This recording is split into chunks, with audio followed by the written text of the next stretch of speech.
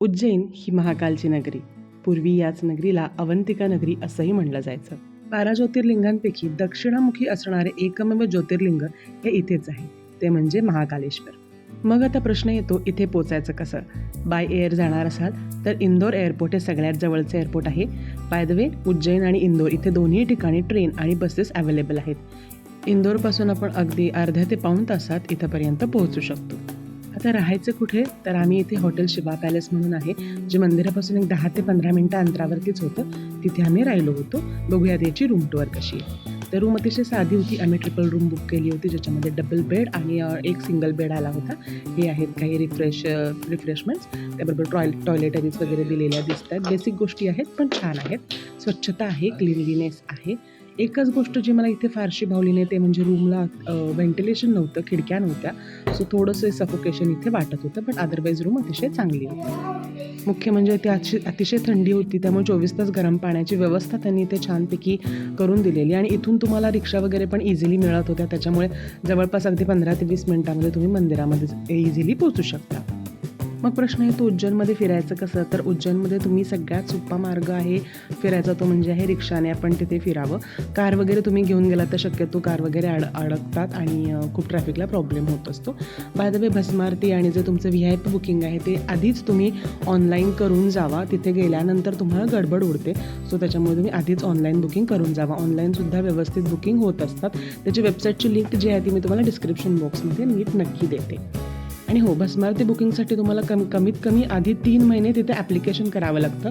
त्यांचं ॲप्रुव्हल आल्यानंतरच तुम्ही भस्मारती जॉईन करू शकता. बाय द वे, तिथे ऑफलाईन काउंटर पण आहेत मंदिराच्या तिथे जवळच. गेट नंबर तुम्ही एकदा बघून घ्या, तर त्याच्यानुसार आपण करू शकतो. तर पूजन बुकिंगसुद्धा आम्ही तिथे केलं होतं. अतिशय सुंदर अशी पूजा तिथल्या ज्या गुरुजींनी होती ती केली होती. लघुरुद्र, रुद्राभिषेक, साधा अभिषेक, असे वेगवेगळ्या प्रकारचे अभिषेक तिथे होत असतात. पण तिथे खूप मनाला प्रसन्नता वाटते. तर ते सुद्धा तुम्ही तिथे ऑनलाईन बुकिंग करू शकतात. मग तुम्हाला एक जे पंडित आहेत ते ॲलोकेट होतात आणि मग ते कंटिन्यू राहतात.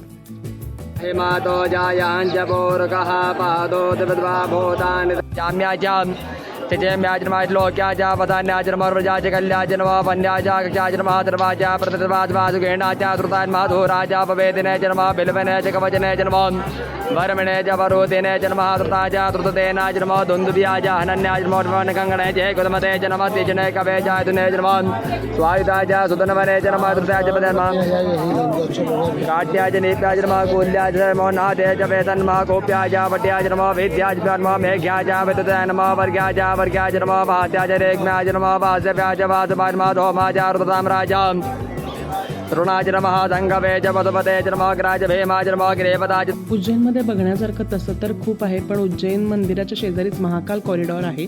अनफॉर्च्युनेटली आम्हाला नाही बघायला मिळालं, पण ते तुम्ही नक्की बघा. मंदिराच्या आवारातच तुम्हाला अजून 84 महादेवाची मंदिरं पण बघायला मिळतात. तीसुद्धा तुम्ही नक्की त्याचा लाभ घ्या. खूप छान मंदिरं आहेत ती. मग ही वेळ येते ती म्हणजे उज्जैनमध्ये बाकीचे जे छान छान धार्मिक स्थळं आहेत ते बघायची.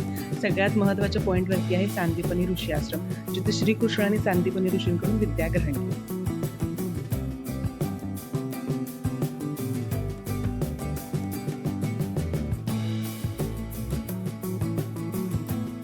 तर इथे श्रीकृष्ण, बलराम आणि सुदामा यांची खूप छान छान मंदिरे आहेत. आणि त्याचबरोबर ते कुठल्या कलांमध्ये पारंगत होते. सांदीपनी ऋषींनी त्यांना कुठल्या विद्या इथे कला इथे शिकवल्या, त्या सगळ्यांची डिटेल माहिती तुम्हाला इथे मिळेल. तुमच्याबरोबर जर लहान मुलं असतील तर त्यांना दाखवण्यासाठी हे नक्की खूप सुंदर ठिकाण आहे.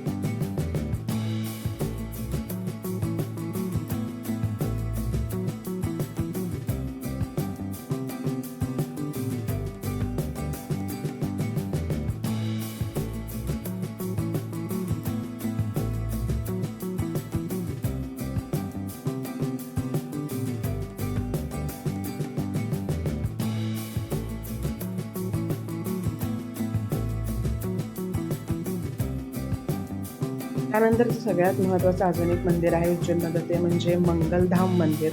तर ज्यांना मंगळाचा वगैरे त्रास आहे, लोक अगदी जेन्युइनली इथे जातात. आणि इथे मंगळाचं असं जगातलं एकमेव मंदिर आहे जिथे त्या ग्रहाचा जन्म झाला. आणि तिथे भातपूजा वगैरे असते. त्याबरोबर अशी गौसेवा पण तुम्ही इथे करू शकता. त्यानंतर सगळ्यात महत्त्वाचा प्रश्न आहे तो म्हणजे कालभैरव मंदिर. येस, ऑफकोर्स कालभैरव मंदिरामध्ये सगळ्यात जास्त गर्दी असते, पण जर तुम्ही इथे अर्ली मॉर्निंग गेला तर नक्कीच तुम्हाला इथे कमी गर्दी मिळेल. तरीसुद्धा ही सकाळी 6 वाजताची गर्दी आहे, तर त्याच्यामुळे इथे शक्यतो पहाटे जाणं जास्त सोयीस्कर ठरतं. सो या दिस इज अबाउट कालभैरव मंदिर.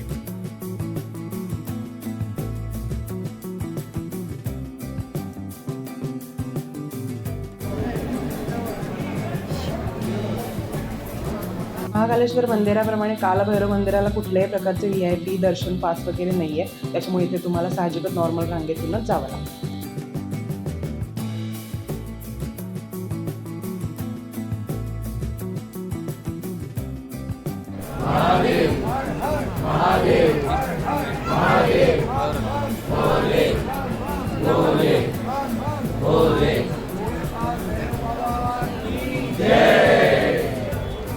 Our day 2 in Ujjain, and how is our trip going, Aditya?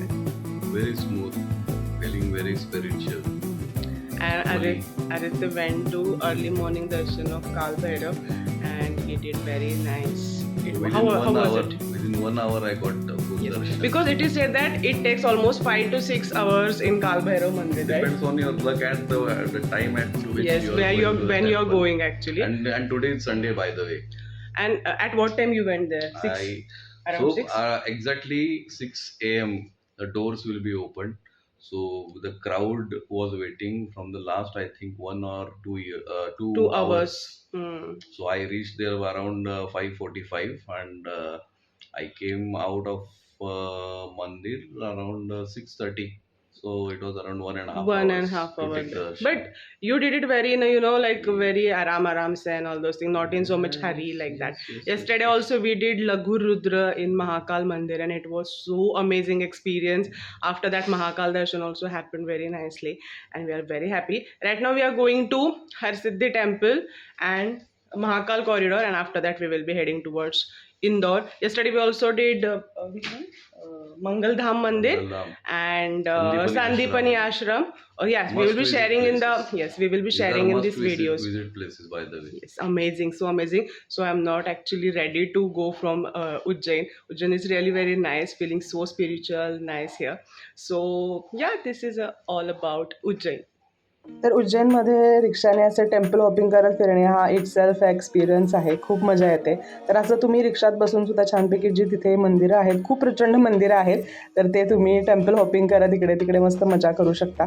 आणि त्याचबरोबर इथे आम्ही आता चाललो आहे सिद्धिमाता टेम्पलला.